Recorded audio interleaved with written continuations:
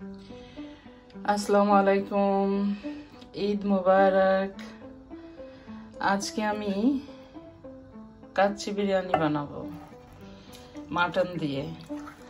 তাই বেরেস্তা ফ্রাই করে মাটন ঢেলে দিয়েছি। আমি মাটনটা 24 আওয়ার্স ম্যারিনেট করে ফ্রিজে রেখেছিলাম। এখন আমি এটার উপরে পোলার চাল সিদ্ধ করে রেখেছি, ওটা দিয়ে তারপর বানাবো। আপনারা সাথেই থাকুন। আমি 1 লেয়ার চাল দিয়ে দিয়েছি, তো পোলার চাল,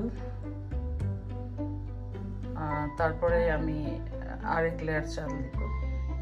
এখন আমি আলু আর বেরেস্তা দিয়ে দিয়েছি উপর দিয়ে, তার উপরে আরেক লেয়ার চাল দিব। ফাইনাল লেয়ার দিয়ে দিয়েছি এখানে। এখন দিয়ে দিব, আমি কিন্তু বন্ধুরা ভিতরে অরেঞ্জ ফুড কালারটাও দিয়েছি, যেটা দেখা যায় না। এখন দিয়ে দিব মিন্ট, মানে পুদিনা। ঠিক আছে, পুদিনাটা দিয়ে দিলাম। তারপরে ঢেকে দিব, প্রায় 1.5 ঘন্টার মতন ঢেকে রাখবো। আপনারা সাথেই থাকুন। হ্যাঁ বন্ধুরা, এখন আমি সবকিছু ভিতরে দিয়ে উপর দিয়ে ভাপে দিলাম আর কি। কাচ্চি বিরিয়ানি বেসিক্যালি ভাপেই হয়। তো ঢাকনা দিয়ে চারিদিকে আমি আটা দিয়ে দিয়েছি। তো দেখা যাক 1.5 ঘন্টা পর আমি এটা ওপেন করব।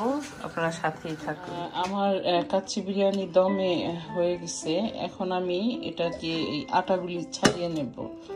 ছাড়িয়ে নেওয়ার পর আপনাদের দেখাবো যে কেমন হলো ভিতরে। আমার সাথেই থাকুন। আসুন বন্ধুরা, তুলে দেখি কি অবস্থা এখন।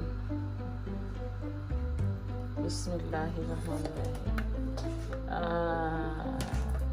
আমার কাচ্চি বিরিয়ানি, আমি এখন উপর থেকে পুদিনাগুলো সরিয়ে ফেলবো।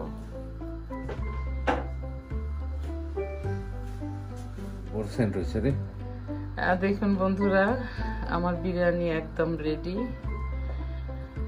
আমি যখন পরিবেশন করব আপনাদের দেখাবো। আমি বলেছিলাম যে আমি ফুড কালারটা দিয়েছিলাম, আপনাদের দেখাতে পারি নাই। বাট আমি যখন প্লেটে পরিবেশন করব, দেখুন আমার মাংস উঠে আসছে।